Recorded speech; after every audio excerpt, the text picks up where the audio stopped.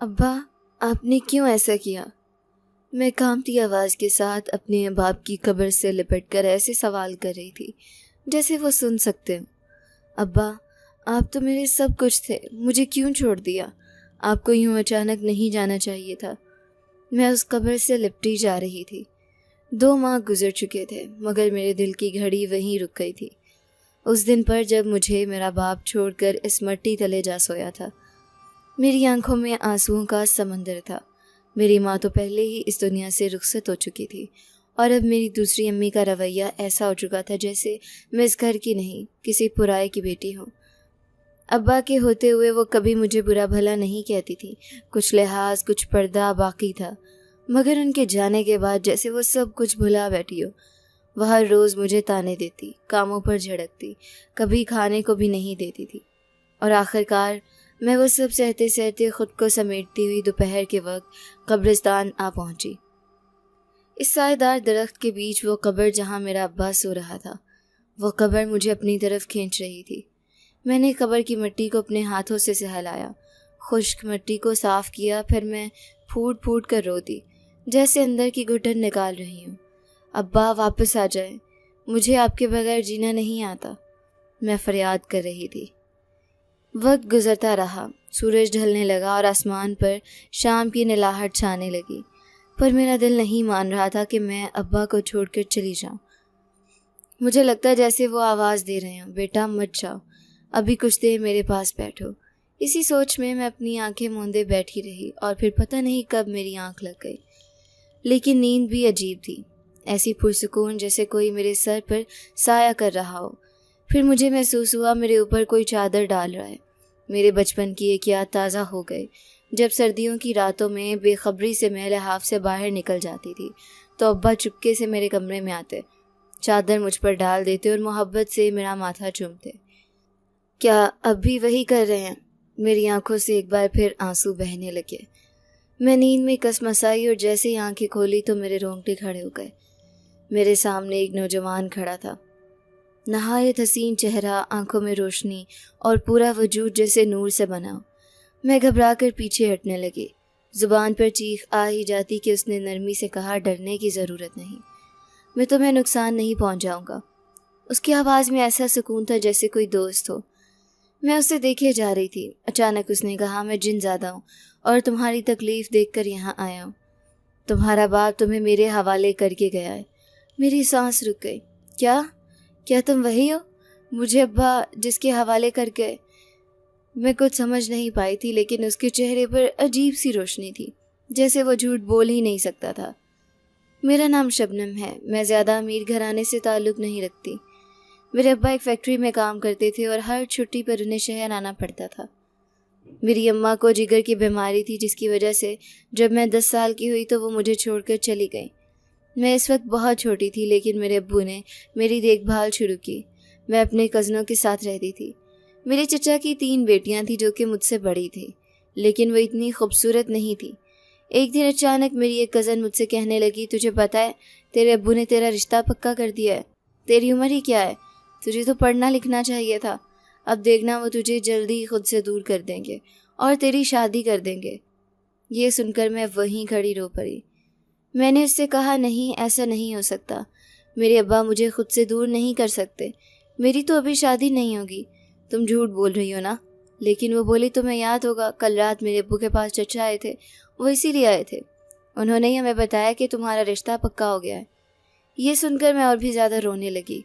جب ابو مجھے لینے آئے تو میں نے ان سے پوچھا، یہ میں نے کیا سنا ہے، آپ مجھے خود سے دور کرنے والے ہیں؟ ابو نے مجھے اپنے گلے لگا لیا، میرے سر پر ہاتھ پھیرتے ہوئے کہا، ارے نہیں، ایسی کوئی بات نہیں ہے، تم ابھی اپنی پڑھائی کرو، میں تمہیں اتنی جلدی خود سے رخصت نہیں کروں گا، اب اس بات کو چھوڑ دو۔ یوں مجھے بھی یہی لگا کہ شاید میری کزن بس مجھے تنگ کر رہی تھی۔ اس کے بعد میں نے اپنے چچا کے گھر جانا بند کر دیا۔ ابو ویسے بھی فیکٹری جاتے ہوئے مجھے وہاں چھوڑ دیتے تھے تاکہ میں گھر میں اکیلی نہ رہوں۔ میں نے ابو سے کہا، مجھے کچھ نہیں ہوگا، میں نہیں ڈروں گی۔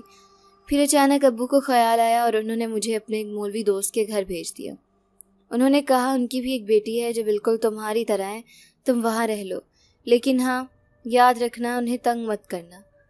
میں ابو کے مولوی دوست کے پاس چلی گئی۔ ان کا گھر بہت اچھا تھا، مجھے دیکھ کر انہوں نے میرے سر پر ہاتھ پھیرا اور بہت پیار دیا۔ میں اس وقت صحن میں چارپائی پر بیٹھی اور ابو کے آنے کا انتظار کر رہی تھی۔ اگلے ہی لمحے میرے کانوں میں ایک آواز آئی، جیسے کوئی تلاوت کر رہا ہو۔ وہ آواز اتنی سریلی تھی کہ میں حیران رہ گئی۔ میں نے فوراً سائیڈ میں جھانکا تو دیکھا مولوی صاحب بچوں کو قرآن پاک پڑھا رہے ہیں۔ تب میں نے دیکھا کہ ایک نوجوان مولوی صاحب کے سامنے بیٹھا تھا۔ وہ قرآن کی تلاوت کر رہا تھا اور اس کی آواز بہت زیادہ اچھی تھی۔ وہ جب قرآن کی تلاوت کر کے چلا گیا تو میں مولوی صاحب کے پاس آ گئی۔ میں نے ان سے بڑی تعریف کی کہ وہ لڑکا بہت اچھی تلاوت کر رہا تھا۔ میں نے کہا وہ کتنی خوش قسمت ہوگی جس کی زندگی میں یہ نوجوان آئے گا۔ میں یوں ہی اپنے خیالوں میں مگن ہو کر بول رہی تھی جب مولوی صاحب مسکرا دیے اور کہنے لگے، میں تو دعا کرتا ہوں بہت جلد تمہیں بھی ایسا نوجوان مل جائے۔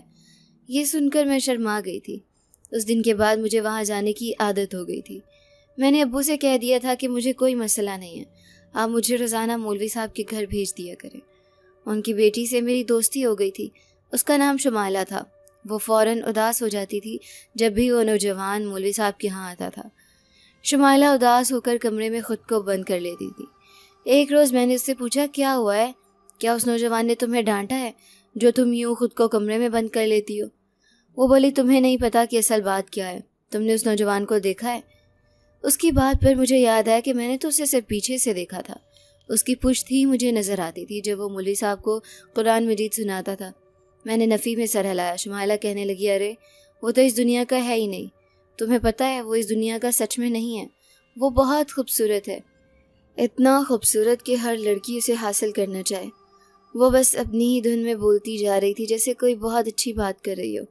اس کی بات پر میں نے اسے ایک چپت لگا دی، اگر تمہارے ابو نے سن لیا تو وہ تم پر غصہ ہوں گے۔ تب وہ بولی، تو کیا ہوا؟ میں نے تو فوراً فیصلہ کر لیا تھا کہ میری اس سے شادی ہو جائے۔ یہ سن کر میرے پیروں تلے زمین نکل گئی۔ میں نے پوچھا، ویسے وہ لڑکا ہے تو بہت اچھا، پھر کیا ہوا؟ کیا تمہاری بات نہیں بنی؟ میری بات سن کر وہ کہنے لگی، نہیں، میری امی نہیں مانی تھی اور اب تو مجھے پتہ چل گیا ہے کہ اس کا رشتہ پکا ہو گیا ہے۔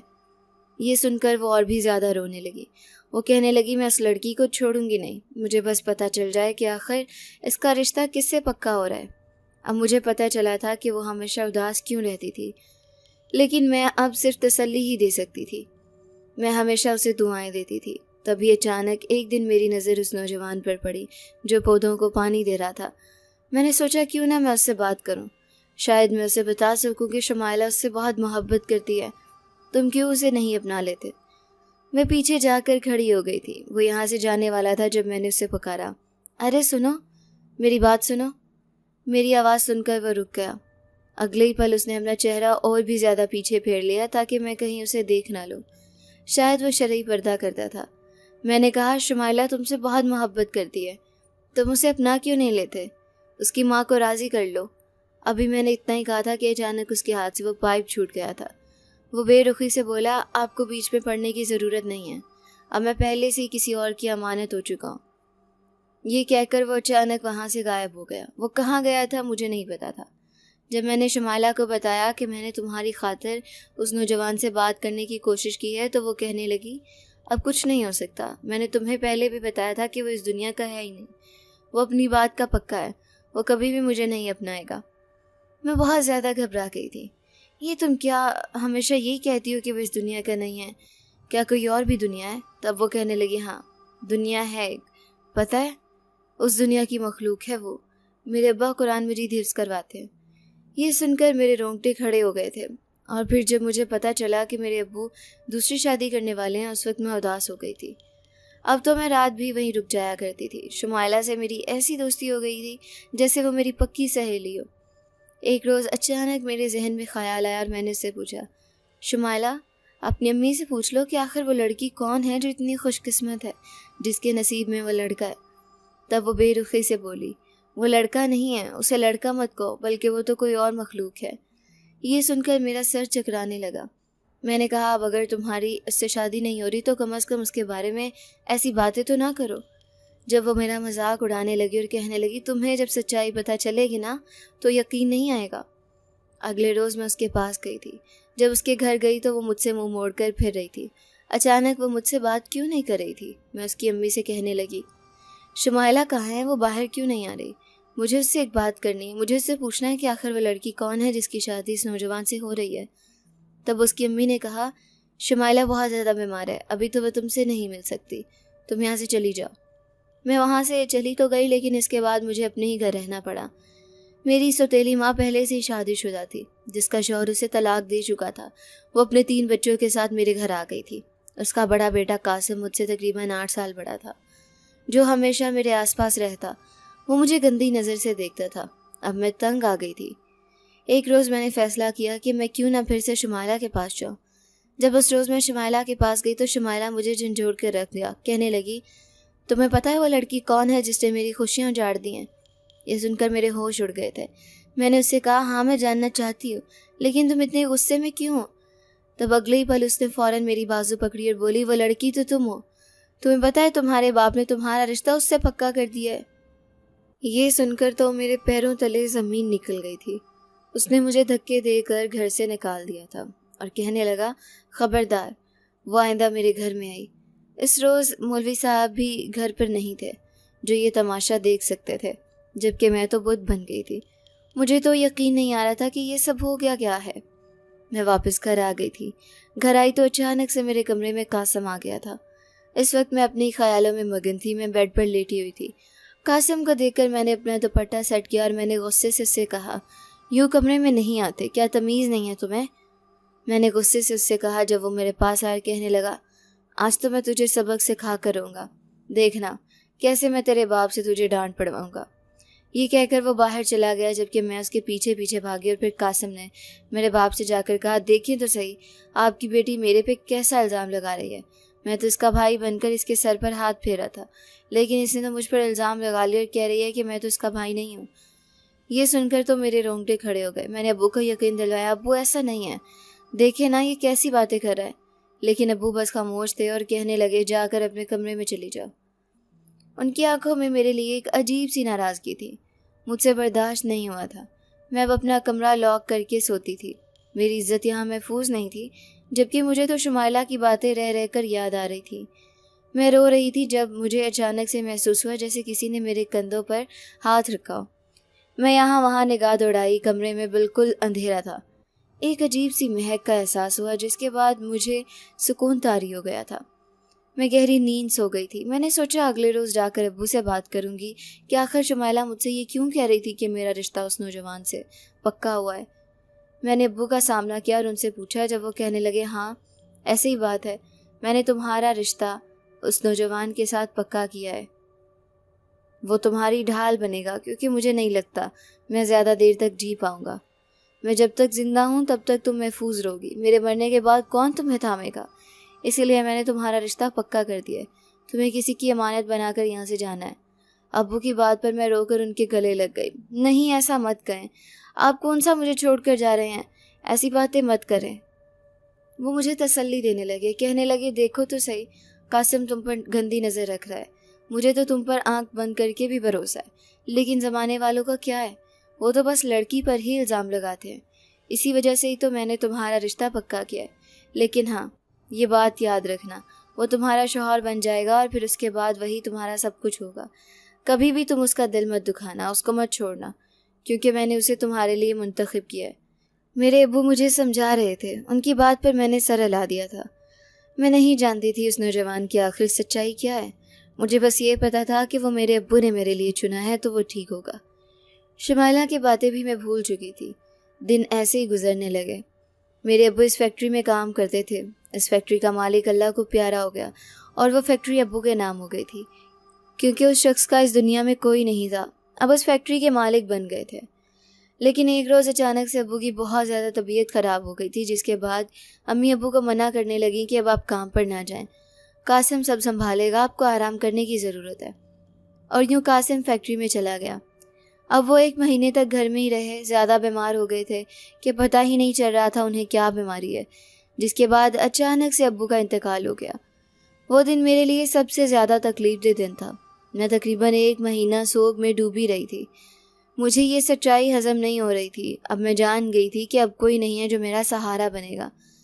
اچانک سے مجھے وہ نوجوان یاد آیا تھا جس کا نام انضمام تھا۔ میں فوراً مولوی صاحب کے پاس گئی تھی کہ آخر میں پوچھ سکوں وہ کہاں ہیں۔ جب میں گھر کا دروازہ بجانے لگی تو مجھے پتہ چلا کہ شمائلہ کی شادی تھی۔ شادی میں وہ گھر سجا ہوا تھا، شمائلہ دلہن بنی بیٹھی تھی۔ اس کے پاس جا کر میں نے اسے کہا، آخر تم نے مجھ سے اتنی نفرت کیوں کی جو اپنی شادی پر بھی تم نے مجھے نہیں بلایا؟ وہ شرمندہ ہو کر سر جھکا چکی تھی۔ کہنے لگی، یہاں کیوں آئی ہو؟ میں نے تمہیں کہا تھا نا اب میرے گھر کبھی مت آنا۔ جب میں نے اسے کہا مجھے مولوی صاحب سے بات کرنی ہے، وہ کہاں ہے؟ میں یہاں وہاں نگاہ دوڑنے لگی۔ مردان خانے میں مجھے مولوی صاحب بیٹھے ہوئے نظر آئے تھے۔ میں وہاں نہیں جا سکتی تھی۔ جب میں نے اچانک ایک بچے کو دیکھا، میں نے اس سے کہا، مجھے مولوی صاحب سے بات کرنی ہے، کیا آپ انہیں بلا سکتے ہو؟ کچھ دیر میں نے انتظار کیا۔ مولوی صاحب باہر آ رہے تھے۔ مجھے دیکھ کر وہ بہت زیادہ خوش ہو گئے تھے۔ کہنے لگے، شبنم بیٹی تم کتنی دیر سے آئی ہو؟ تمہیں پتہ ہے میں نے تمہارا اتنا انتظار کیا، تمہارے ابو کی تعزیت کے لیے بھی تمہارے گھر آیا تھا، پر تمہاری امی نے مجھے اندر ہی نہیں آنے دیا تھا۔ ان کے شکوے سن کر مجھے یاد آیا میں ہر بار ابو کی قبر پر چلی جاتی تھی۔ انہوں نے میرے آنسو صاف کیے جب میں نے ان سے کہا مجھے انضمام سے ملنا ہے۔ مجھے پتہ ہے میری اس سے منگنی ہو گئی ہے، میرا اس سے رشتہ پکا ہوا ہے، اب مجھے اس کی ضرورت ہے، مجھے اس سے بات کرنی ہے، وہ مجھے کہاں ملے گا؟ میری بات سن کر مولوی صاحب تھوڑا گھبرا گئے تھے۔ کچھ ہچکچاتے ہوئے کہنے لگے، میں تمہیں ایک سچائی بتاتا ہوں، لیکن ایک بات یاد رکھنا، سچائی کے بعد تم خود فیصلہ کرنا کہ تمہیں کیا کرنا ہے۔ میرا کام تھا کہ تمہارے ابو کی وفات کے بعد تمہارے سر پر ہاتھ رکھوں۔ ایک دفعہ شمائلہ کی شادی ہو جائے، اس کے بعد تمہاری بھی انضمام سے شادی کی بات کروں گا، لیکن تمہیں میں نے انضمام کی سچائی بتانی ہے۔ ان کی بات سن کر میں تھوڑا گھبرا گئی تھی۔ میں بے چینی کے عالم میں بولی، کیا ہوا؟ کیا وہ اچھا لڑکا نہیں ہے؟ کہنے لگے، وہ بہت اچھا ہے لیکن وہ نوجوان نہیں ہے۔ تمہیں پتہ ہے میری مسجد میں کافی لوگ آتے ہیں، ان میں سے ایک وہ بھی تھا۔ دراصل وہ جنات کی بستی سے تعلق رکھتا ہے، وہ ایک جن زادہ ہے۔ یہ سن کر میرے ہوش اڑ گئے تھے۔ یہ آپ کیا کہہ رہے ہیں؟ ایسا کیسے ہو سکتا ہے؟ مجھے وہ سچائی ہضم نہیں ہو رہی تھی۔ میں گھبرا کر بولی تھی جب کہنے لگے، یہی سچائی ہے، دراصل وہ ایک جن زادہ ہے، خوبصورت ہے، وہ اپنی بستی میں اکیلا ہوتا ہے، اس وجہ سے یہاں آ کر میرے ساتھ تھوڑی دیر رہ لیتا ہے۔ میں چاہتا تھا کہ میں اپنی بیٹی سے اس کا رشتہ پکا کروں، میں اسے اپنا داماد بنا لوں، لیکن میری بیوی یعنی کہ شمائلہ کی ماں اس رشتے پر راضی نہیں تھی۔ وہ کہتی تھی کہ جنات سے وہ کبھی بھی اپنی بیٹی کی شادی نہیں کروائے گی۔ میں نے بڑا انتظار کیا لیکن شمائلہ کی امی نہ مانی، تو پھر مجھے تمہارے ابو کی یاد آئی، تو میں نے تمہارے ابو کو یہ رشتہ بتایا تھا۔ میں نے تمہارے ابو کو بتایا کہ وہ جن زادہ ہے۔ پہلے تو تمہارے ابو نے کچھ وقت مانگا تھا، لیکن اس کے بعد تمہارے ابو نے رشتہ پکا کر دیا تھا، کیونکہ وہ تمہاری حفاظت کرے گا، وہ ہمیشہ تمہارے ساتھ رہے گا۔ یہ سن کر تو میرے دل کی دھڑکن تیز ہو گئی تھی۔ مجھے یقین نہیں آ رہا تھا کہ میرے ابو میرا جنزادے کے ساتھ رشتہ پکا کر کے مجھے چھوڑ کر چلے گئے ہیں۔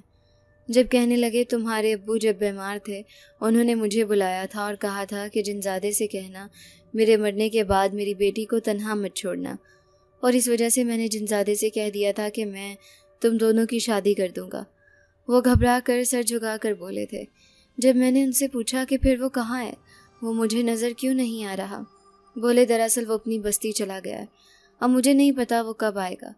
وہ سر جھکا چکے تھے۔ کہنے لگے، اس نے مجھے جانے کا بالکل نہیں بتایا تھا، لیکن ایسی بات نہیں ہے کہ وہ تم سے نکاح نہیں کرنا چاہتا، وہ تم سے ضرور شادی کرے گا۔ وہ بہت شریف جنزادہ ہے، وہ دھوکہ نہیں دے سکتا۔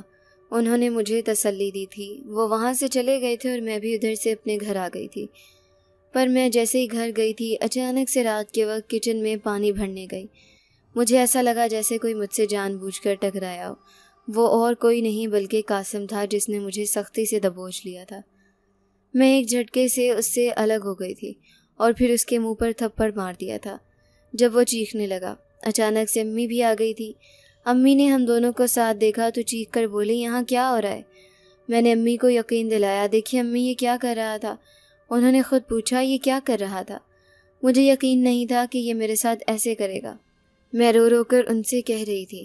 جب قاسم بولا، امی آپ کو تو پتہ ہے نا جب سے ابو وفات پا گئے ہیں تب سے یہ مجھ پر ڈورے ڈال رہی ہے، اس رات میرے کمرے میں بھی آ گئی تھی، وہ یہی تھی جو آپ مجھ سے پوچھ رہی تھیں کہ آپ نے کسی لڑکی کو میرے کمرے میں آتے ہوئے دیکھا تھا۔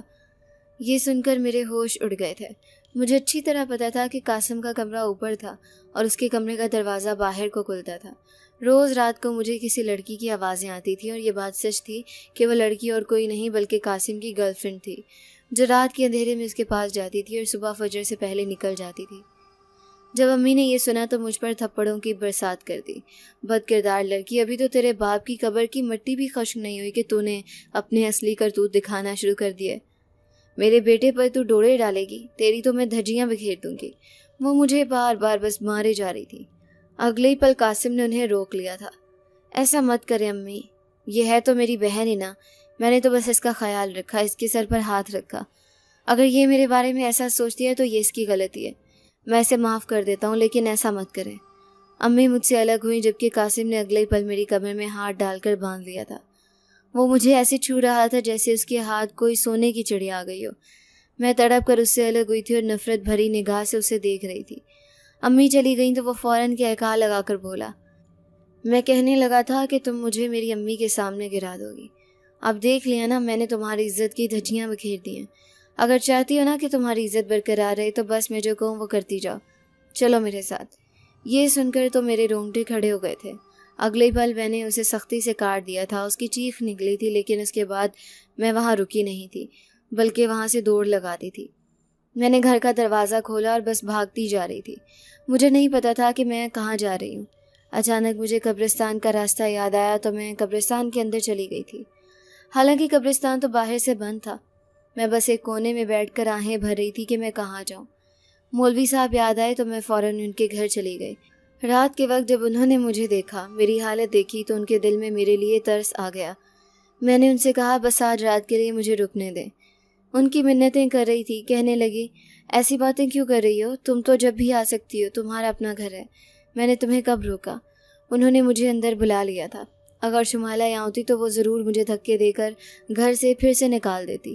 حالانکہ اب اس کا اپنا گھر بھی بس گیا تھا، لیکن شمائلہ نہیں تھی، میں سکون سے سو گئی تھی۔ بس مجھے یہی احساس ہونے نہیں دے رہا تھا کہ آخر وہ جنزادہ جس سے میری منگنی ہوئی تھی وہ کیوں مجھ سے دور ہو گیا ہے، وہ کیوں نہیں میرے پاس آنا چاہتا۔ اگلے روز میں نے ملک صاحب سے اجازت لی۔ اب میں قبرستان چلی گئی تھی۔ ظہر کا ٹائم تھا، ابا کی قبر پر میں آہیں بھر رہی تھی، ان سے شکوے کر رہی تھی کہ آخر انہوں نے ایسا کیوں کیا۔ کیا کوئی انسان زندہ نہیں بچا تھا جنہوں نے میری شادی جنزادے سے کروانے کی خواہش کی تھی؟ اور تبھی میری آنکھ لگ گئی تھی، لیکن جب رات کو میری آنکھ کھلی تو وہ میرے سامنے بیٹھا ہوا تھا۔ وہ بہت خوبصورت نوجوان تھا جو مجھے دیکھ کر مسکرائے جا رہا تھا۔ اس کی مسکراہٹ میں عجیب سی کشش تھی کہ میں بھی مسکرا رہی تھی۔ پھر سنبھل کر میں اسے فوراً بولی، تم کون ہو؟ یہاں کیا کر رہے ہو؟ وہ چادر جو میں نے دیکھی تھی وہ سیاہ رنگ کی تھی، وہ اتنی موٹی تھی کہ مجھے سکون مل رہا تھا۔ جب اگلے ہی پل اس نے پوچھا کون ہو تم، بتاتے کیوں نہیں؟ تب کہنے لگا میں ایک جنزادہ ہوں، تمہیں یاد ہوگا میں کون ہوں۔ میرے منہ سے نکلا انضمام۔ تم؟ مجھے یقین نہیں ہو رہا تھا۔ وہ مسکرا دیا اور کہنے لگا مجھے معاف کر دو، میں نے تمہیں بہت انتظار کروایا، مجھے ایسا نہیں کرنا چاہیے تھا۔ یہ سن کر میں نے رخ موڑ لیا تھا۔ میں نے اس سے کہا میں تمہیں کبھی معاف نہیں کروں گی، تم نے اپنا حق ادا نہیں کیا، تم نے میرے ابو کے وعدے کا پاس نہیں رکھا، تمہاری وجہ سے آج میرے ساتھ یہ سب ہو رہا ہے، میری عزت محفوظ نہیں رہی۔ اگلے ہی پل اس نے میرا ہاتھ تھام لیا اور بولا ایسی باتیں مت کرو، میں یہاں صرف اور صرف تمہیں اپنی عزت بنانے ہی آیا ہوں، چلو میرے ساتھ۔ اس نے میرا ہاتھ تھام لیا تھا۔ اب وہ مجھے لے کر کہیں جا رہا تھا۔ کچھ دیر بعد جب میں نے دیکھا تو وہ ایک جھونپڑی نما گھر تھا جو کہ 2 کمروں پر مشتمل تھا۔ وہ مجھے ایک کمرے میں لے کر آیا اور پھر وہاں سے باہر چلا گیا۔ باہر جب میں نے کھڑکی سے جھانکا تو عجیب سی شکل و صورت والے جنات موجود تھے۔ تب وہ پھر اندر آ گیا تھا۔ اندر آ کر کہنے لگا تمہارے پاس میری بہن جنزادی رہے گی، وہ تمہیں سب کچھ بتا دے گی کہ تمہیں کیا کرنا ہے۔ میں نے اس سے کہا کیا تم جا رہے ہو؟ میں بہت زیادہ ہڑبڑا گئی تھی جب وہ بولا تمہیں مسئلہ تھا نا کہ میں نے تمہیں اپنی عزت نہیں بنایا اور میں وعدہ خلافی کر رہا ہوں، اسی لیے میں نے فیصلہ کر لیا کہ میں ابھی اور اسی وقت تم سے نکاح کر لوں گا۔ یہ سن کر میرے رونگٹے کھڑے ہو گئے تھے۔ مجھے یقین نہیں آ رہا تھا کہ میں نہ سمجھی کے عالم میں اسے دیکھ رہی تھی۔ جب وہ وہاں سے غائب ہو گیا تھا تب ایک حسین سے حجاب میں لپٹی ہوئی خوبصورت سی لڑکی آئی تھی جو کہ بہت ہی زیادہ خوبصورت تھی۔ اس کا چہرہ اترا ہوا تھا لیکن اس کے چہرے پر عجیب سا نور تھا، پر اس کی آنکھیں بہت زیادہ اداس تھیں۔ میں بہت زیادہ گھبرا رہی تھی۔ وہ مجھے تیار کر رہی تھی۔ میری نظر سامنے اس آئینے پر گئی جہاں میک اپ اور جیولری کا سارا سامان موجود تھا۔ وہ مجھے تیار کر رہی تھی لیکن کچھ بول نہیں رہی تھی۔ میں نے اس سے پوچھا کیا تم ان کی بہن ہو؟ کیا تمہارا بھائی مجھ سے شادی کے لیے راضی ہے؟ کیا وہ مجھے ساری زندگی خوش رکھ سکے گا؟ میں بہت زیادہ پریشان ہوں۔ میری بات پر وہ مسکرا دی مگر کوئی جواب نہیں دیا۔ کچھ دیر بعد وہ مجھے دیکھ کر انگوٹھے سے اشارہ کر رہی تھی، جیسے وہ میری تعریف کر رہی ہو۔ میں بہت خوبصورت لگ رہی ہوں۔ میں نے آئینے کے سامنے خود کو دیکھا تو میں اپنے آپ کو پہچاننے سے انکار کر رہی تھی۔ میں بہت زیادہ خوبصورت لگ رہی تھی۔ اور پھر ایسے ہی میں باہر گئی تھی، جس کے بعد نکاح ہوا تھا۔ جیسے ہی نکاح ہوا تو ہر طرف شادیانے بجنے لگے۔ ان کی بہن خوشی خوشی میرے گلے لگ گئی تھی۔ اسے دیکھ کر مجھے حیرانی ہو رہی تھی، کیونکہ وہ کہیں سے جنزادی تو نہیں لگ رہی تھی۔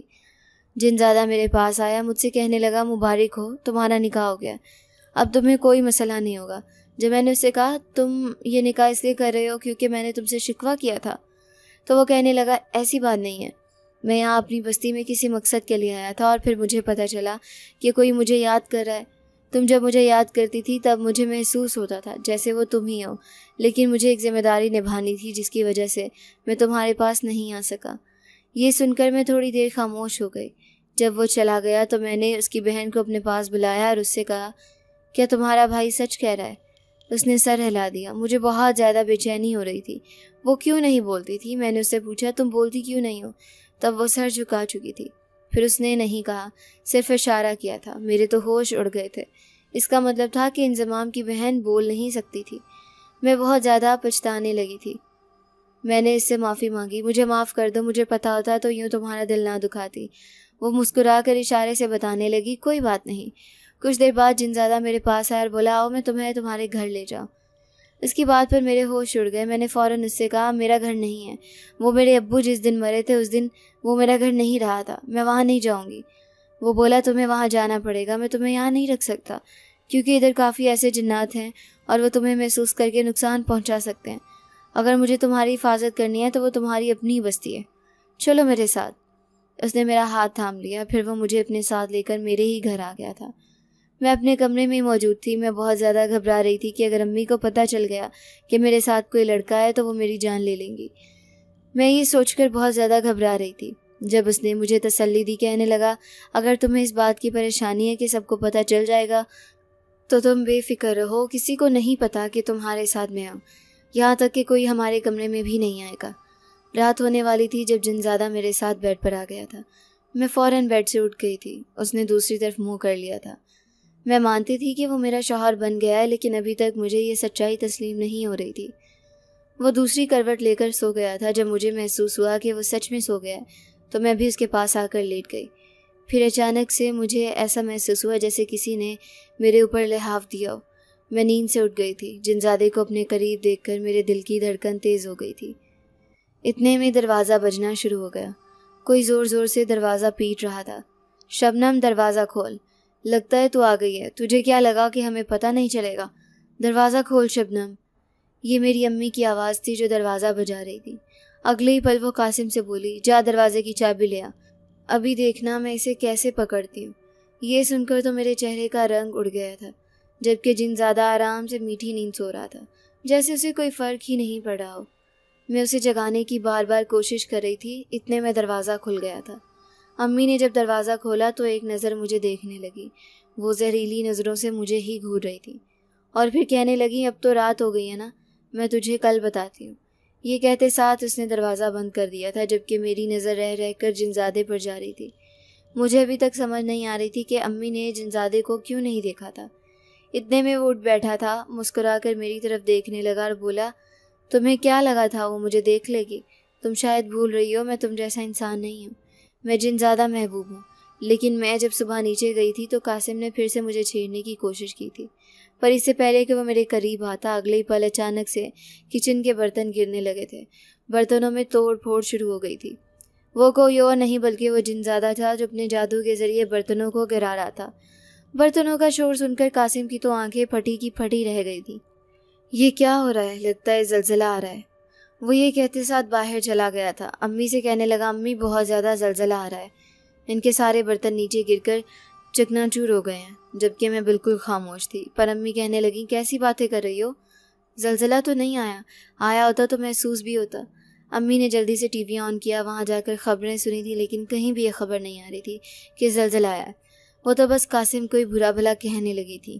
وہ باہر چلا گیا تھا۔ میں نے جنزادے کا شکریہ ادا کیا تھا، تمہارا بہت شکریہ، تم نے میری جان آج قاسم سے بچا لی۔ جب وہ کہنے لگا، میں کیسے نہ بچاتا، تم میری بیوی ہو۔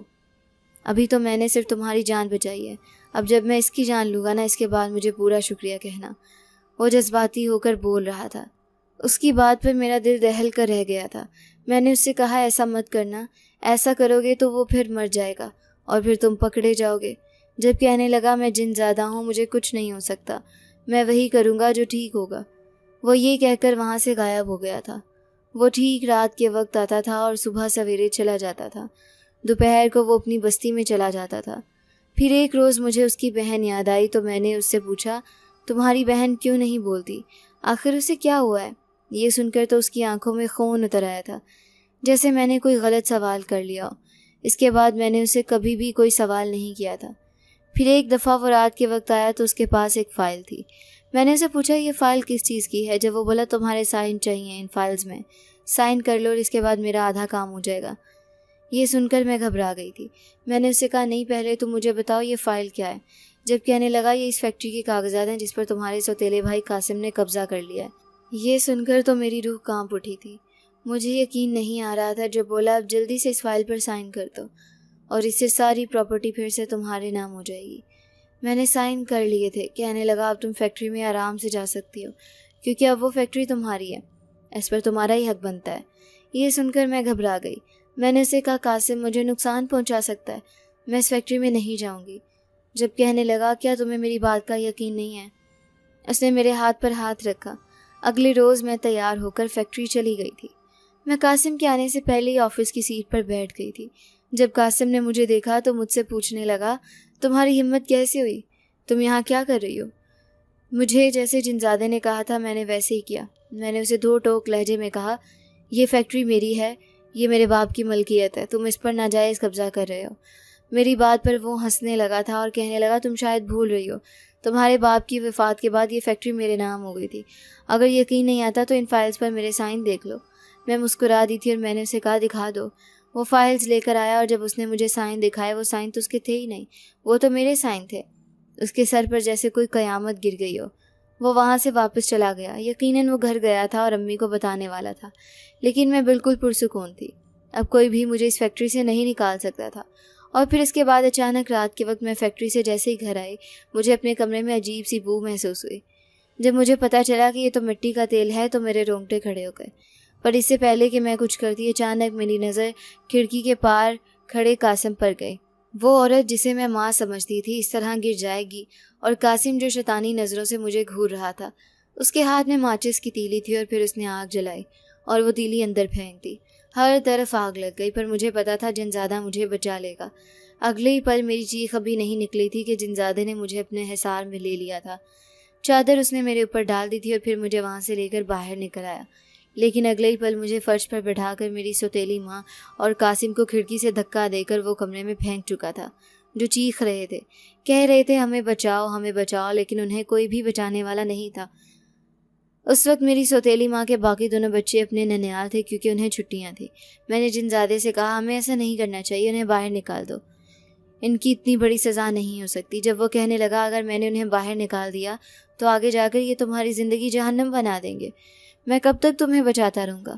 میں انہیں ختم کر کے رہوں گا۔ یہ لوگ شیطان ہیں اور شیطان کا خاتمہ ایک نہ ایک دن تو ہوتا ہی ہے۔ وہ مجھے لے کر وہاں سے کہیں اور آ گیا تھا اور ہماری بستی میں ایک بہت بڑا سا گھر تھا، الیانہ محل تھا۔ الیانہ نام دیکھ کر میں چونک گئی۔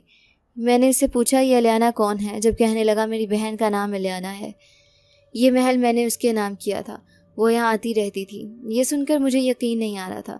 مجھے پھر یاد آیا کہ وہ بولتی نہیں ہے۔ میں نے اسے کہا کیا تم نے مولوی صاحب سے اپنی بہن کا علاج نہیں کروایا؟ وہ بولا علاج بیماری کا کروایا جاتا ہے، اسے کوئی بھی بیماری نہیں ہے، بلکہ یہ تو اس کے ساتھ ایک حادثہ پیش آیا تھا۔ وہ نم آنکھوں کے ساتھ بتا رہا تھا۔ جب میں نے اس سے پوچھا تو کہنے لگا میں یہاں اس وجہ سے آیا تھا کیونکہ میری بہن یہاں اپنی سہیلی بنا چکی تھی، اس کی وہ سہیلی جو کہ اسے محبت نہیں بلکہ حسد کرتی تھی، لیکن میری معصوم سی بہن کو نہیں پتہ چل سکا، یہاں تک کہ اس نے مجھ سے کہا تھا کہ وہ یہاں محل چاہتی ہے۔ اس کی سہیلی محل میں آتی تھی اور دھیرے دھیرے اس سے حسد کا شکار ہو گئی تھی۔ جب ایک رات میری بہن سو رہی تھی تو اس کی سہیلی نے اس کی زبان کاٹ دی تھی۔ اس وقت میری بہن نے اپنی طاقتوں کا استعمال نہیں کیا تھا، اس کی زبان چلی گئی تھی جس کی وجہ سے وہ کوئی ورد نہیں پڑھ سکتی تھی اور یوں وہ ابھی طاقتوں کا استعمال نہیں کر پائے۔ جب مجھے پتہ چلا تو میں نے اس سہیلی کو تلاش کرنے کی کوشش کی۔ مجھے بعد میں پتہ چلا کہ یہ میری معصوم بہن جس کو اپنی سہیلی سمجھتی تھی، وہ دراصل ایک جادوگرنی تھی جو کہ میری بہن کا فائدہ حاصل کرنا چاہتی تھی۔ میں نے یہ سنا تو مجھے یقین نہیں آ رہا تھا جب بولا اس کے بعد میری ملاقات مولوی صاحب سے ہوئی تھی، جو کہ بہت اچھے تھے۔ انہوں نے مجھے تسلی دی تھی کہ سب کچھ ٹھیک ہو جائے گا۔ میں اب دراصل یہاں پر رہ کر جادوگرنی کو تلاش کرتا ہوں، لیکن ساتھ ساتھ میں نے مولوی صاحب سے علم قرآن سیکھنا شروع کر دیا تھا۔ میرا اصل مقصد تو ابھی تک کامیاب نہیں ہوا، لیکن جیسے ہی کامیاب ہوا میں واپس اپنی بستی جاؤں گا۔ بس میں اپنی بہن الیانا کو انصاف دلاؤں گا، وہ پوری ہمدردی کے ساتھ بولا تھا۔ مجھے بہت عجیب لگ رہا تھا، مجھے جادوگرنی پر غصہ آ رہا تھا اور دل کر رہا تھا کہ اسے بھی ایسی سزا ملے جیسے قاسم اور اس کی ماں کو ملی تھی، کیونکہ ان بچوں کا کیا قصور تھا جو کہ اپنے ننیال گئے ہوئے تھے۔ میری سوتیلی ماں کے 2 چھوٹے بچے جو کہ ابھی اسکول جاتے تھے۔